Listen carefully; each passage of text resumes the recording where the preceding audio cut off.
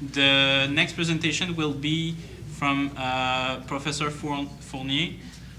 Professor Fournier is professor at the Laval University here in Quebec.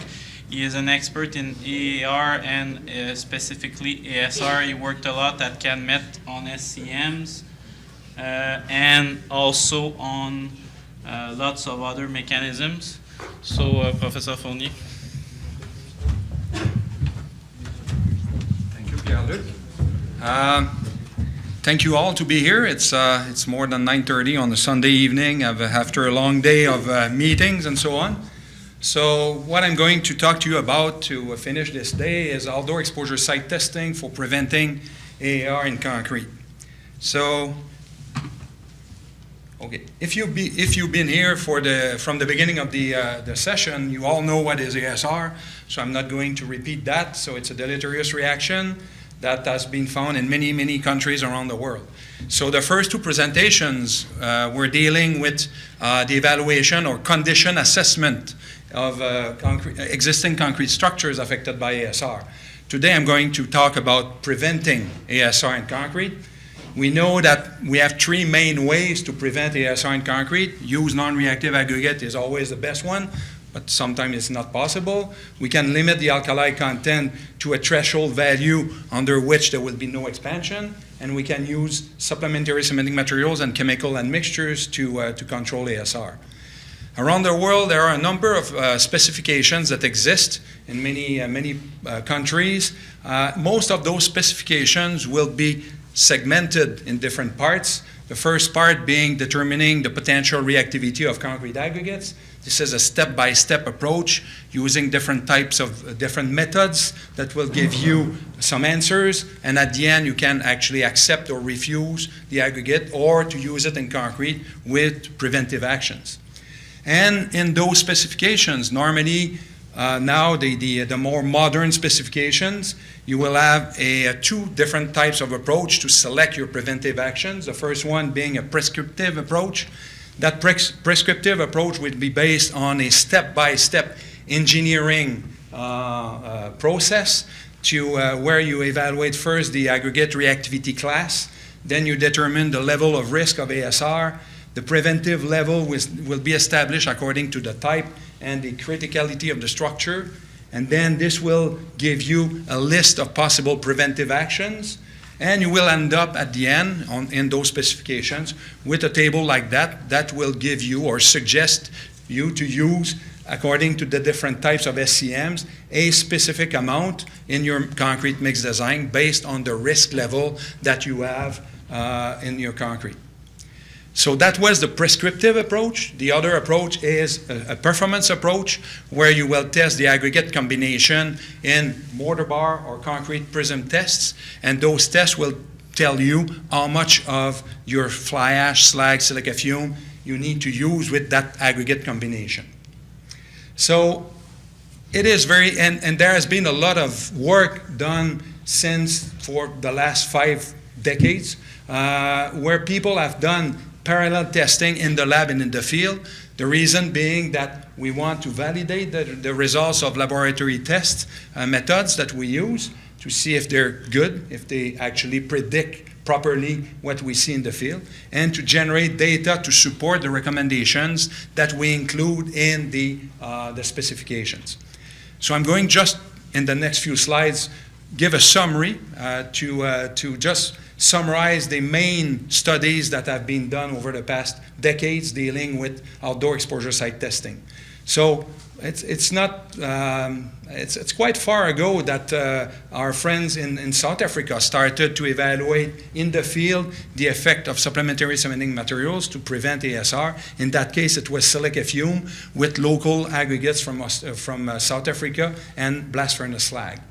In Iceland, they have found problems with the volcanic aggregates there, and back in the 80s and more recently, they have tested different cements with the local aggregates. They have also tested natural pozzolans, ground rhyolite, to evaluate with silica fume to determine whether they were able to control reaction and expansion with the local aggregates. Building research establishment in the 1990s started huge research program where they had local reactive aggregates that they tested at different amounts of high alkali cement, fly ash, slag, metakaolin, lithium-based admixtures, and they have been measuring blocks like that expansion and compared to expansion that they measured in the lab. Same thing in Norway. Back in the beginning of the 2000, they had a lot of problems with local aggregates as well. So they established outdoor exposure site to test different aggregates, cement types, alkali contents, control fly ash mixtures. And in their study, what they were interested also to see the effect of environmental condition. So they made some blocks in Norway that they shipped to Portugal. So they have parallel testing going on between a cold climatic condition in Norway and a warmer climatic condition in Portugal for the same mixed design. The partner project started in the early 2000s, was a huge program in Europe that involved 24 partners in 14 countries. This program, the aim of that program was to evaluate the reliability of the various test methods that were developed under RILEM committees, accelerated mortar bar test, concrete prism test. So they made a large number of cubes in 5 labs involving different aggregate combinations, and then they distributed those cubes on different sites across Europe. And now we have data, interesting data, showing expansion as a function of time for same aggregate combinations under different environmental conditions. So this is very interesting to understand the mechanisms of reaction and the effect of temperature on expansion. There has been a lot of work also in North America. Here you have a few sites. I may have missed some, so sorry if I missed your site that you may have started on this topic. But those are sites that have been developed to evaluate different aspects of preventing ASR in concrete. So one of the first sites was developed by the Ontario Ministry of Transportation in the mid-80s to deal with alkali-carbonate reaction, which is a specific reaction that occurs in the southern part of Ontario. You see here some sidewalks that were made with the Kingston limestone, which is highly alkali-carbonate reactive, and they use low alkali cement, high alkali cement, and slag to control the expansion. And also at the beginning of the 90s, they developed a second exposure site on the same premises where they actually deal with ASR. So they use a reactive limestone, an alkali silica reactive limestone that they tested with high alkali cement, low alkali cement, slag, silica fume in binary and ternary systems. And you see the specimens on the exposure site for ASR. What we learned from that study was very interesting, actually. You see expansion as a function of time for those large blocks there. You can see here the control, a lot of expansion as a function of time, and different preventive measures. And they found actually some measures that were efficient after 20 years. Some here were not that efficient, including the use of a low alkali cement. So low alkali cement has been specified for many years to prevent ASR, but we found on this site that it could not actually prevent expansion and cracking over the lifetime of those blocks. And they also cast at the same time unreinforced and reinforced concrete blocks. And as you can see here, comparing the expansion were lower for the reinforced concrete blocks, but actually the difference between the non-reactive and the reactive systems were the same whether the blocks were reinforced or not.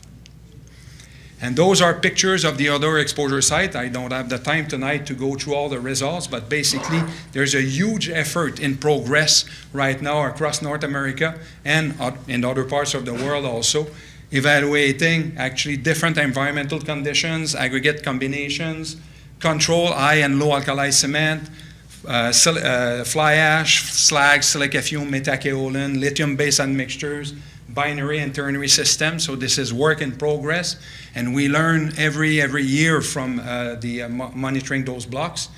We started about couple of decades ago, with our friends from Texas, we started a collaborative program where we exchange blocks that we made in our laboratories, and we ship those across the border. I'm not too sure it would be possible these days if we build a wall or not.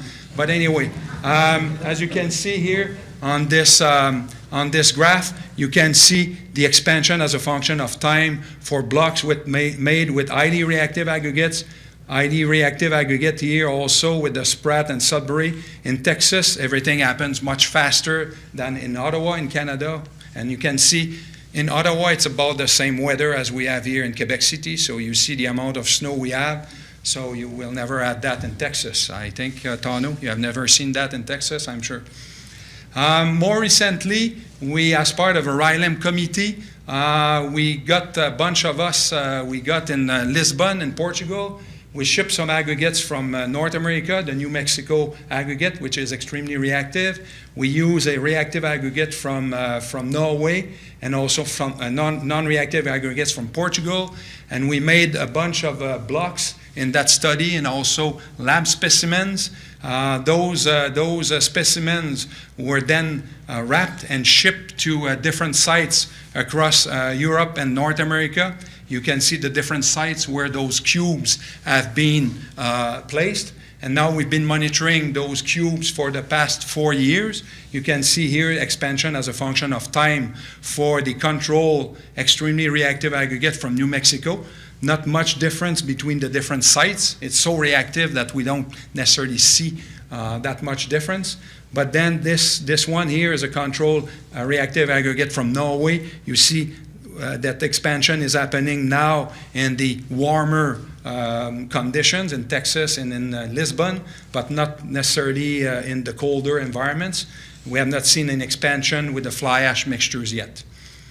And there has been a successful proposal that was recently selected for a new NCHRP project that will start this year by Tano, Kevin, Jason, and Mike. This study will actually look at evaluating low alkali systems, also natural pozzolands, and also to test where there are gaps in what we have done so far in the various sites. So in summary, it's quite difficult to reproduce field performance in the lab. It's very difficult to do so. So comparing what we obtain in the field and what we obtain in the lab is very critical. It's actually an investment in order to understand if what we do in the lab is good. What we have found so far in many places is that what we test in the lab is not severe enough compared to what we see in the field. So do not underestimate the severity of the field exposure, especially when you design concrete structure for a very long time, because we have found that the tests we have right now are not necessarily forecasting as well as we thought what is happening in the field, depending where you are. If you're in Texas, in Ottawa, in other locations, depending on the condition. So you may have surprises sometime if you base essentially yourself on what you find in the lab. Thank you.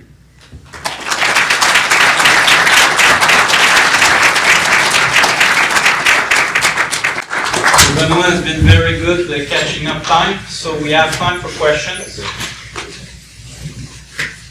Yes. First of all, great presentation. I myself didn't know that so many blocks were cast around the world. I only knew about the ones in Ottawa and Canet, so it's really nice to see that this is done everywhere. I have a question regarding the concrete cubes that included internal reinforcement. So you measured expansion, I assume, in the direction of your internal reinforcement, meaning like you had to look at confinement effects on ASR expansion. Is that right? In those cubes, the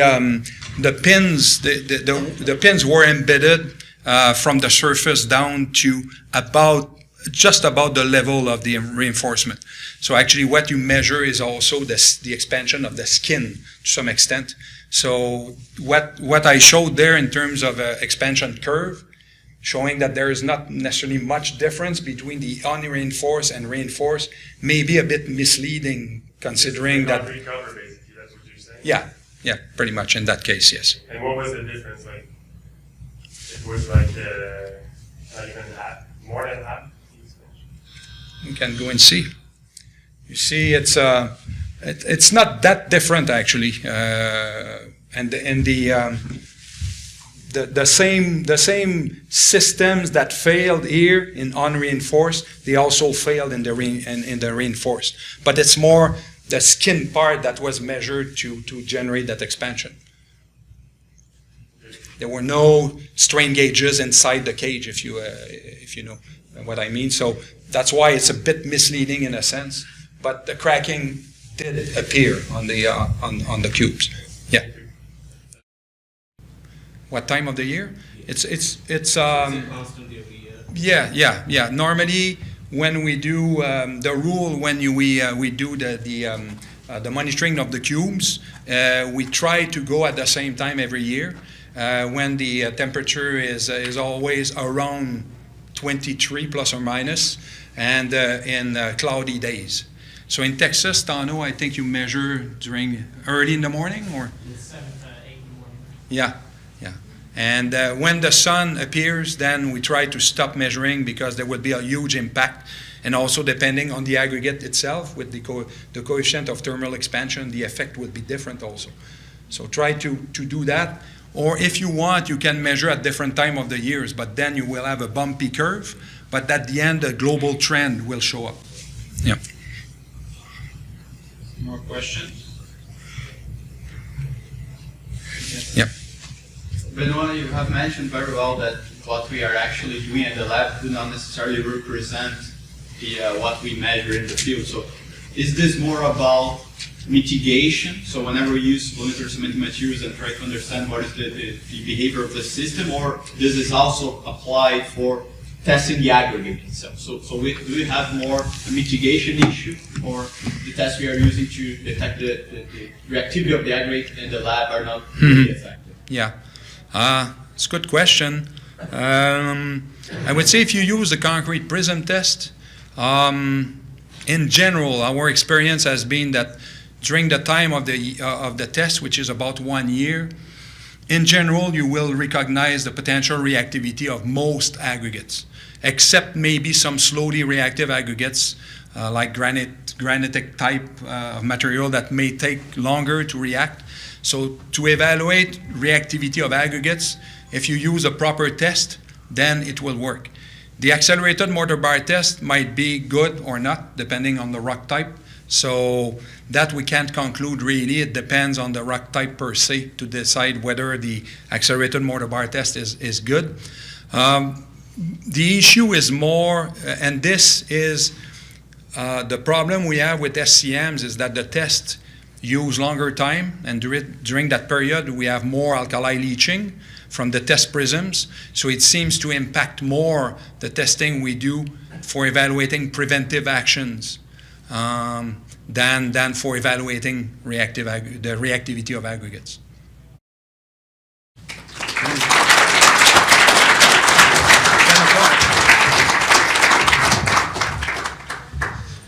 So thank you everyone. That's the end of the session. So we'll see you tomorrow.